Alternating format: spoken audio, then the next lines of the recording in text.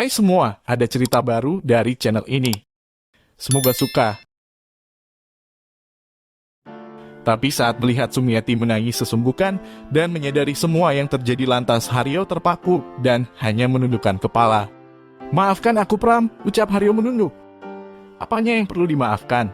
Dalam hal ini tak ada yang bersalah. Jawab Pramono bijak menyembunyikan kesedihannya agar tetap terlihat tegar. Walau sebenarnya dalam hatinya hancur lembur berantakan. Lalu Pramono mendekat dan memeluk sahabatnya itu. Kau tetap sahabatku Haryo, kau yang mampu menjaga Sumiati, tolong bahagiakan dia. Mungkin kau yang ditakdirkan untuk menjadi penjaga hatinya, ucap Pramono dengan nada menahan tangis. Haryo pun tak kuasa menahan tangis. Sementara Sumiati hanya bisa tertunduk menangis di sofa itu. Sekali lagi maaf Pram, aku sungguh tak menyangka kamu berhasil selamat dari pertempuran itu, ucap Haryo terheran. Ceritanya panjang Har, ucap Pramono menunduk, seakan tak mampu membayangkan tragedi yang menimpanya. Sesaat semua diam seakan hening memberi jeda bagi mereka. Lalu Pramono berusaha mengangkat wajahnya berusaha menceritakan kejadian demi kejadian yang dialaminya. Begini ceritanya Har, Pramono mencoba menceritakan awal tragedi itu. Waktu aku perintahkan kalian untuk melarikan diri ke atas bukit, aku sengaja memberondong musuh agar musuh mengejarku. Saat itu rasanya aku memang tak mungkin bisa selamat. Bagaimana tidak puluhan bahkan ratusan tentara Fretilin mengejar dan mengepungku. Saat itu hanya ada dua pilihan, yaitu membunuh atau dibunuh. Karena itulah aku putuskan untuk berjuang sampai titik darah penghabisan. Hingga akhirnya aku terkepung dan terjebak di tepi jurang. Puluhan pasukan Fretilin mengepung dan menodongkan senjatanya ke arahku. Angkat tangan gertak mereka menyuruhku menyerah. Tak ada pilihan lain, aku jatuhkan senjata dan mengangkat kedua tanganku. Mereka terus mendekat sembari tetap menodongkan senapannya padaku. Nafas yang tersengal-sengal, detak jantung yang berdegup kencang dan kepanikan yang sangat luar biasa. Dan kali ini tak ada pilihan lain selain berharap pada keajaiban doa. Ya Allah, selamatkanlah aku. Jika memang ini akhir dari ceritaku, cabut nyawaku saat ini juga. Karena jika aku tertangkap oleh mereka niscaya mereka akan menyiksaku hingga di ambang batas nyawaku. Ya Allah, aku siap mati saat ini. Tapi jika ini bukan ajalku, tolong selamatkan hambamu ini.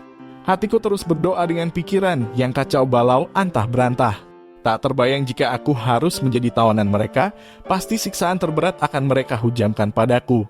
Karena dalam pertempuran ini, tak ada kata tebusan atau tukar tahanan.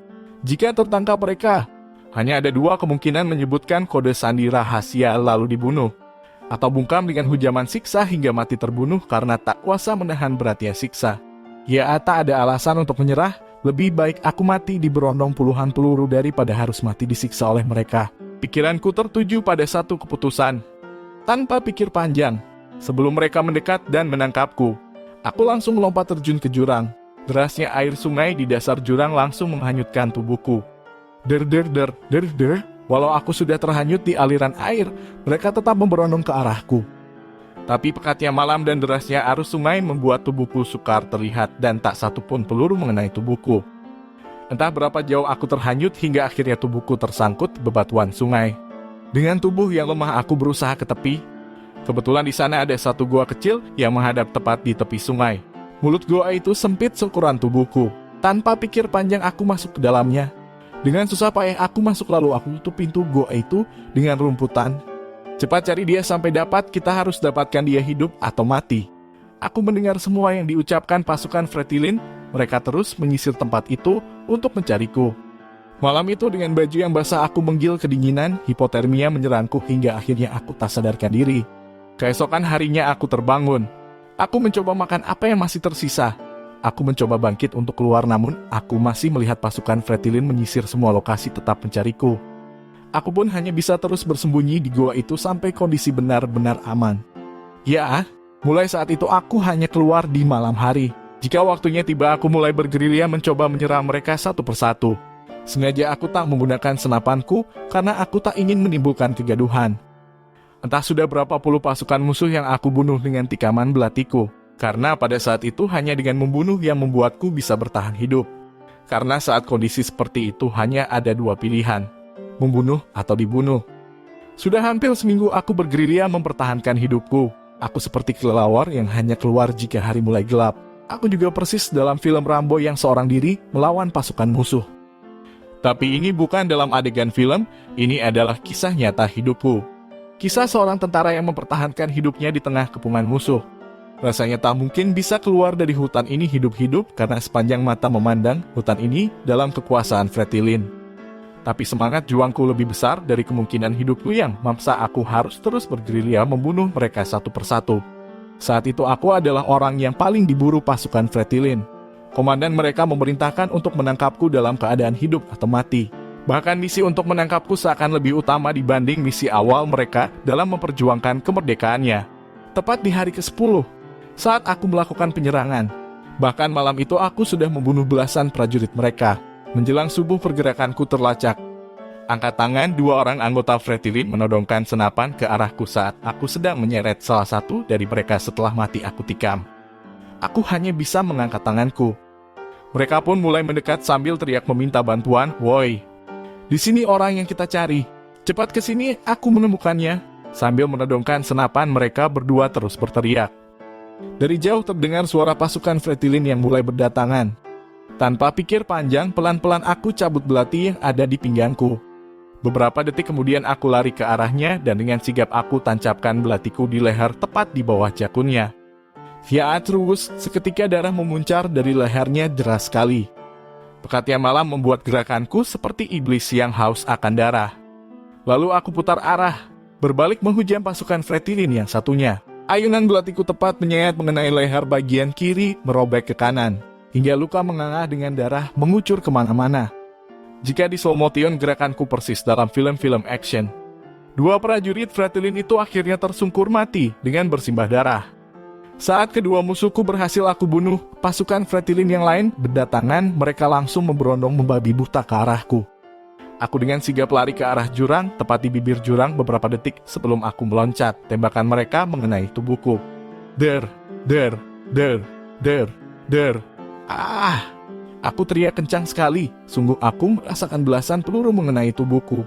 Aku pun menjatuhkan diri, jatuh ke jurang dengan aliran sungai yang deras, langsung menghanyutkan jasadku. Dalam ketidaksadaranku, aku merasa mereka tetap memberondongkan tembakannya ke arahku, hingga beberapa peluru mengenai tubuhku lagi. Aku merasa sudah tak terhitung lagi peluru yang menembus tubuhku, bahkan air sungai yang menghanyutkanku berubah memerah karena darahku. Aku mulai benar-benar tak sadarkan diri. Tubuhku yang terombang-ambing terhanyut oleh derasnya sungai mulai tak terasa lagi. Aku merasa ringan, terbang ke langit.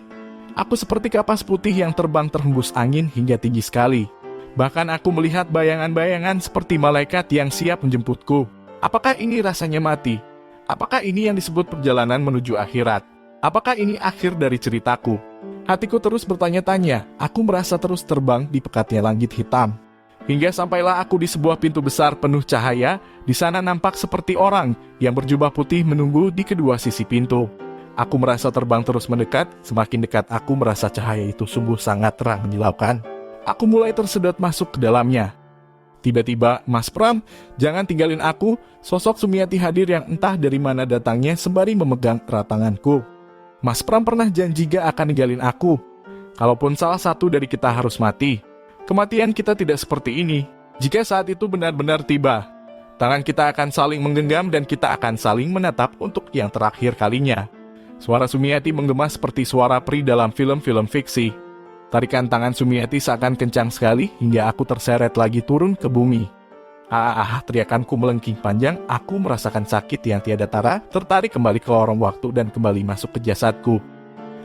Tolong, aku kembali bisa merasakan sakit yang diderita tubuhku dan seketika terbangun dan bangkit dari kematianku. Tenang anak muda, kamu akan segera sembuh, suara kakek-kakek sambil memeras kain untuk mengompres keningku. Kamu sudah beberapa hari ini pingsan nak, aku dan cucuku yang menemukanmu di tepi sungai di sela-sela bebatuan. Aku mencoba menolongmu dari luka-luka yang ada di tubuhmu. Kakek itu terus bercerita tentang kejadian itu, sembari mengolesi ramuan-ramuan tradisional ke luka yang ada di tubuhku. Aku kira kamu sudah mati nak, tapi aku lihat detak jantungmu masih sangat kencang. Setelah aku bawa ke rumah, puji Tuhan luka-luka itu tidak ada yang menembus organ-organ yang vital dalam tubuhmu. Kau benar-benar orang yang beruntung nak. Entah berapa banyak peluru yang melubangi tubuhmu, tapi kamu berhasil selamat. Kakek tua itu terus melanjutkan ceritanya dengan nada pelan khas orang yang sudah tua.